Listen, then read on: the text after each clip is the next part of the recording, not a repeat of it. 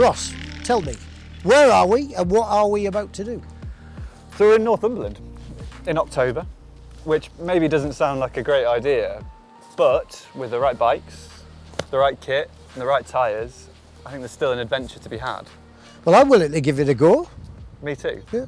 So essentially we're going to be exploring the Northumberland 250 today. Yep. And then tomorrow Yeah, we've go on. got a long distance trial event. Oh, do you know what? I've always wanted to do one of those. They're a really cool thing. So it's a sort of cross-country scramble interspersed with old school trials event. And yeah, it'll be a great opportunity to see what these bikes are really like off-road. Okay. Obviously, we are definitely going to encounter some poor weather. So we're going to be prepared to fill our panniers with optimism, like you said earlier, and chase the sunshine. Be fine. We'll be fine. I'm used to the weather around here, as you can probably tell. Shall we do? Let's do it. Yeah, why aye.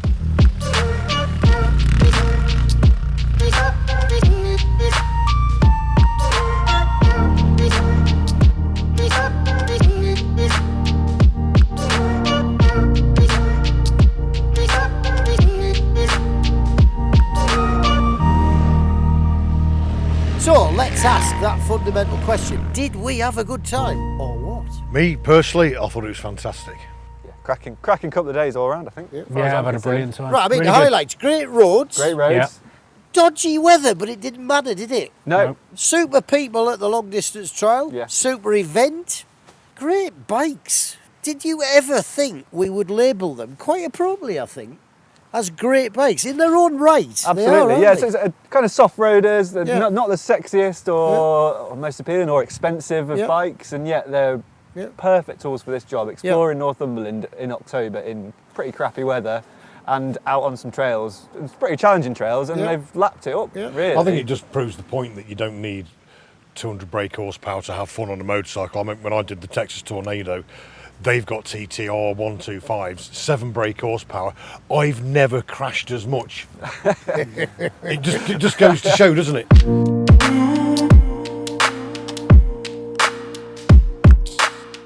Yeah, so yesterday we were out in Northumberland having a good explore, trying to get as much of the Northumberland 250 done as possible. Based off the success of the North Coast 500, some couple of guys in Northumberland have gone, wait, there's some amazing riding around here, we'll have a bit of that.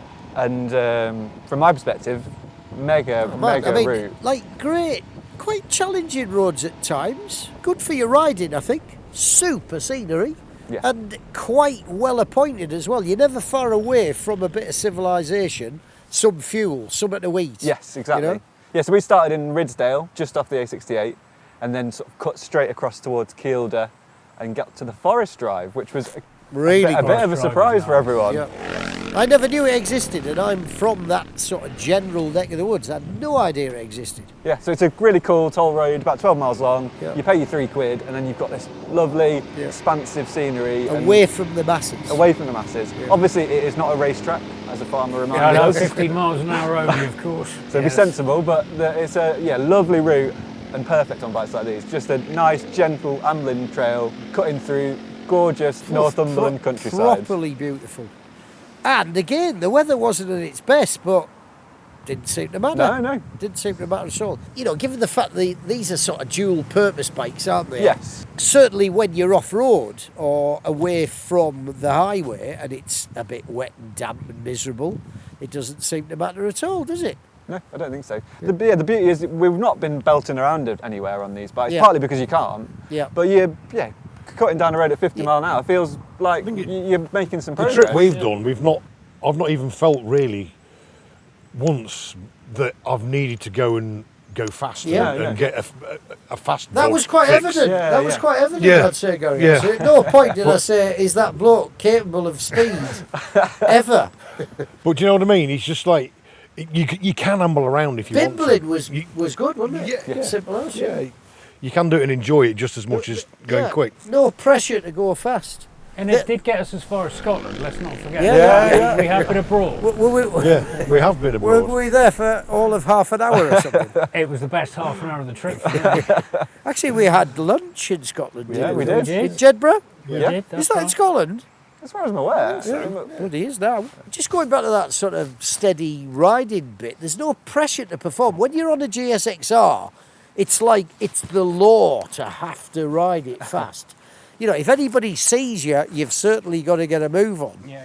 That pressure does not exist on these bikes, does it? No, not at all. And it's nice to just take in the scenery and not worry about stuff. It's safe, obviously, but just concentrate on having a good time rather than just focusing just on the riding and the road and all these key things. There's such an eclectic mix of bikes which are all quite equally matched. Yeah. Certainly on the road in terms of the speed that they will be happy to go along at. And it was that 55 to 60 mile an hour most of the time. Yeah. Not one bike was screaming while the other one was yawning. They were all all pretty happy at the same sort of pace. Yeah, the Fantic's obviously the most focused off-road bike, the XEF Trail, and that sort of feels a little mechanically unsympathetic to thrash it at high speeds because it's a trail bike. It's made for off-road and it is the most dedicated. It lacks creature comforts, doesn't it? Yes, it does. That seat lacks any comfort at all. That's like bum floss. It's like isn't it? sitting on a tightrope, isn't it? Yeah. And just chafing up. Yeah. In fairness, its primary design is to do what we did today and use it off-road. Yeah, which it laps up. Yeah, it was good. It was pretty damn good there. It came into its own, didn't it? It really set itself apart there and showed its superiority. I've been off-roading for quite a while, so I've learned to tolerate the things like discomfort. I mean, it vibes a bit. Sure. Like you say, the seat's not so good. Makes a bit of a racket. Some parts look homemade. It looks more Chinese than the Voge does. It is not a very well-finished motorbike. Engine, very peppy. Good brakes, very good suspension. I think that's why I'm a bit disappointed with the slightly unfinished aspect of certain parts, because generally the bike performs pretty damn strongly. It's hard to knock dynamically, I think. Suspension particularly, I think it works well even on the road, but you really see it in its element off-road. Yes. And all those things that work well, they're very, very easy to see and appreciate and benefit from when you're off-road. Yeah. It works well. The fuel tank is what, 7 litres, did you say? Yeah, somewhere around there. That's not... You're not getting far. No. But yeah, we had a couple of moments where we were a bit panicky. Yeah. And then there is the Voge, which is actually cheap and cheerful, and it's all the better for it. Do you know what? It's an easy bike to misinterpret and underrate, isn't it? If you ride that bike just for an hour or two, as you can some others and assess them, you will not see that in its full light, will Well, you? I think that was me, wasn't it? Because I jumped on that bike first and did a few miles on it and just didn't gel with it. The brakes were just, well, like you said, you need to book an appointment to stop at a corner. Yeah. QE2 stops faster Yeah, and stuff like that. But I've spent more time on that than any other bike. And then today, it was just a totally different bike. If you give it time, you'll see its virtues. It's not pretending to be fancy, is It's it? not pretending to be something it's not. No, but it looks good. It's well equipped. It's got crash bars and guards. Clocks carry enough information. And it works. Yeah, it does. The suspension's, it's a bit crude, but it's a bit budget. It's $4,000 on the road Exactly or something, isn't it? Would you spend loads more money making it better? I don't believe a typical buyer would. Well, I don't know if you would, but I'll tell you what, it probably would be a good project to do. Oh, yeah. And just see how much better you could make that bike, because... But isn't that a bit like putting cherries on pasties, and it's sort of missing the point. It's a basic, cheap motorbike. If you start chucking quite a bit more money, because you'd have to spend... But even an EXC 450, people chuck money at that. Yeah, and You know, the but- yeah, but Himalayan that- as well. It's perfect But people example. chuck money, any bike people buy, Yeah. they chuck money at it. Yeah, true, yeah. So, that bike, you're going to compare it to the EXC, then there's obviously no comparison. So how close could you get that to a bog standard proper dirt bike? I think there'd be a tendency or a good sense to just leave it alone, though, and accept it for it is. It's a pasty. Stop trying to fancy it up. Yeah. It's a pasty. It isn't a bad bike at all. I was really impressed with it off-road today. It was fine. It got everywhere everybody else got. Exactly, yeah. It's been everywhere that every bike and has it been, didn't fail, it didn't struggle, it got up everything that... Yeah, Everything it's that pretty Fantic challenging got. climbs, and it. I had a plowed up there. moment on it today off-road. Did you? Yeah, but that's probably rider error rather than bike error. No, be careful. Right, the suspension is fine, but that's all it is.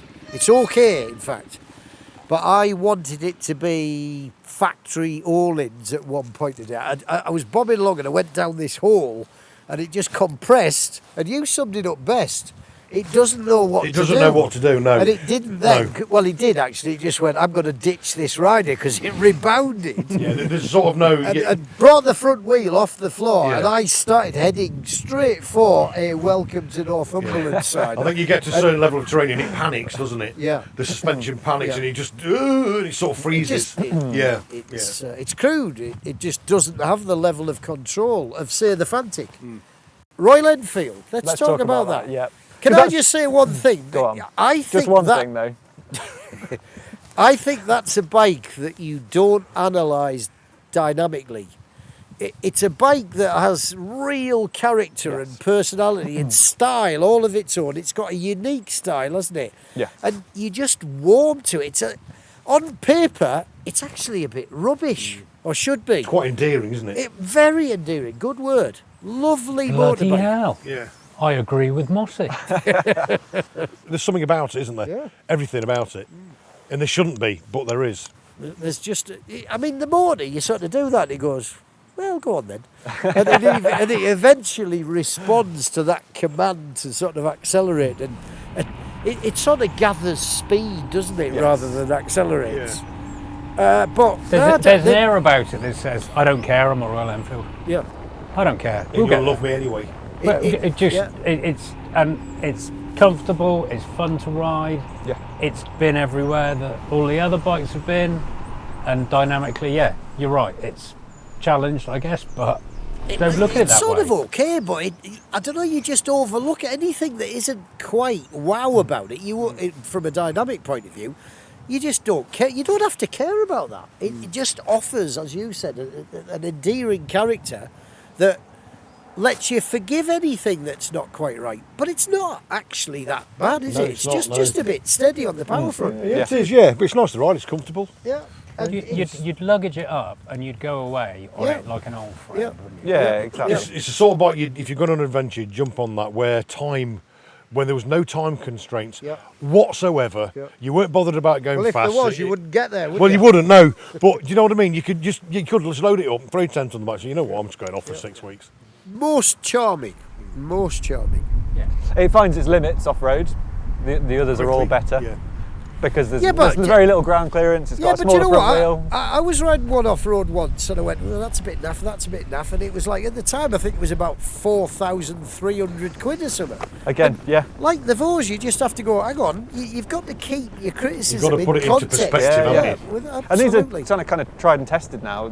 People are doing lots of miles, doing all sorts of different adventures. Massive following. Yeah, a cool bike. Yeah, for good reason. Yeah. You can see why it's probably adored by many people. Well, we've done the long distance trial today, and no end of people came up and spoke about the Enfield, and I think that speaks volumes. Yeah. All I'll say about the final bike, the Honda, is I got on that last night when I was a bit knackered and just needed to get back to the hotel, which was about, 50 miles away or something like that. And do you know what? I pulled the clutch in and I went, oh, super light, super progressive, and the rest of the bike followed suit. Super easy, just super willing, sorted, every box ticked. I've got some criticisms, but that was a lovely bike to be on at that time of the day. And I've ridden it a lot. I've ridden them before and since. I've been on a 250L in the Pyrenees, trail riding, great. It's quite a special bike. It's a shame that only big superbikes and big tourers get the real headlines. In its own capacity, I mean, that's the only real trail bike that you can buy now, isn't it? New. Really? That's how sort of an XR or a DRZ used to be. Used to be, yeah. You know? Yeah, as a trail bike rather than an enduro bike. Yeah. Exactly. It's not trying to say you can go serious off-roading, but in terms of off-road enjoyment, You derive lots of pleasure on that bike. Right, all I'd say is the suspension's a bit underdamped. Static test, it feels as though it's not going to work. Yet in reality, when you're riding it, it's fine. And that's about it. It's a brilliant bike. Like you, I've spent a lot of time on it, and it's a bike I would buy. I'd buy it as well, yeah. And that's a big thing to say, isn't it, for a journo? Have we ever bought anything? I don't think so, no. It's a Honda classic, isn't it? In the history of Hondas, that will get a mention and should get a mention. However, Gary said something sensible. Can't believe it. What, this today? trip? Oh, today.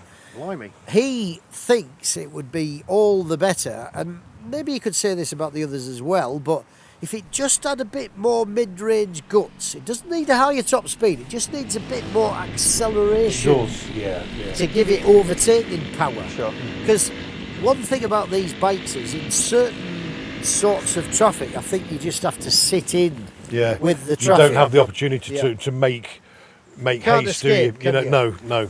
You can't make time up, can you, on them, because you can't get by anything. Mm-hmm. Yeah, I think if you're just a bit more torque, at 40 to 80 miles an hour, just a little bit nippier.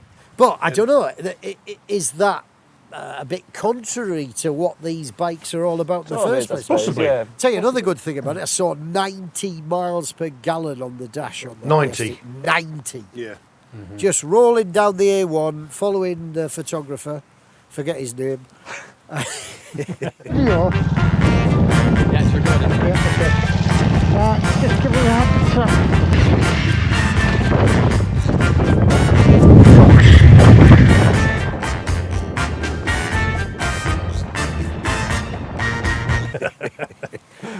90 to the gallon. That was the average. Yeah. Yeah. Incredible. Amazing. Worth owning for that alone, and certainly commuting on for that alone. Mm-hmm. I mean, do we have a favourite bike then? Oh. Which one would we buy? I think Ross and I have shown our hand already. But, for me, it's the Honda. Again, that Voge, I can't get over how good value for money that is. Yeah. Despite maybe its faults. But Name another bike that matches that for VFM. there isn't. I don't think there is. No, you can't get a new bike. No, value for money. I mean, that's one of the... You know when you go to the cash... Well, you used to before the food bloody price crisis. You used to get the Lidl and just go, hang on a minute, have they missed something out there? Because it was so cheap. I can't figure how they can make that bike and sell it for that little money. Yeah. Really, it deserves to fall apart, vibrate, not go very fast, and just generally be crap. Yeah, but It's not. It's not though. It isn't. Not at all. It isn't a bad bike. It isn't. Exactly. No, it needs improvements in certain areas, Yeah. but that doesn't make it a bad bike in any shape or form. All I'm saying is, for that price, it should be a bit shonky. It shouldn't be that good. No, you should bounce round corners. You should do that. I think it's certainly better than the price tag would suggest, for sure. Amazing value. Yeah. Impossible to believe. It's just. But would you buy it? Do you know what? I'd have one as a long-termer.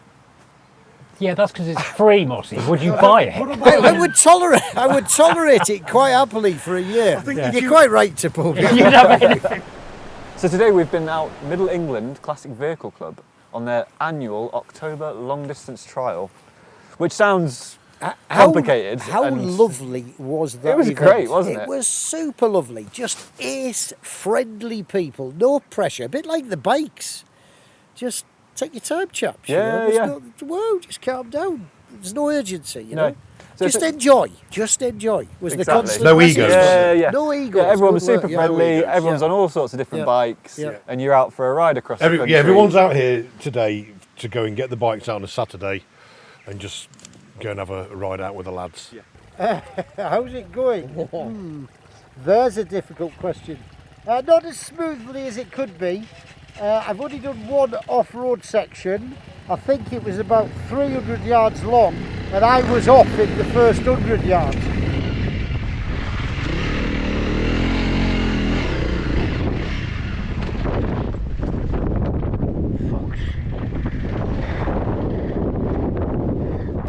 We don't really know what's going on, but I am slightly daunted by this, the next stage. But I don't know. It's all about the adventure, isn't it? You've got to take a bit of a risk.